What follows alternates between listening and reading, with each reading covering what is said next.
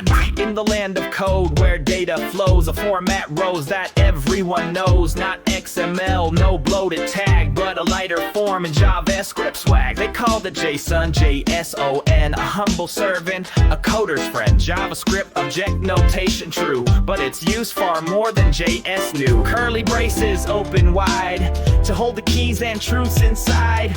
Each key a string with quotes around. Each value paired is logic bound. Like this, a name, an age, a coder tag, an array of skills in JSON swag. It travels light through APIs between your app and server guys. It talks in pairs, just key and value. Simple, clean, no fluff to wade through. It beats out XML with grace. No closing tags all over the place.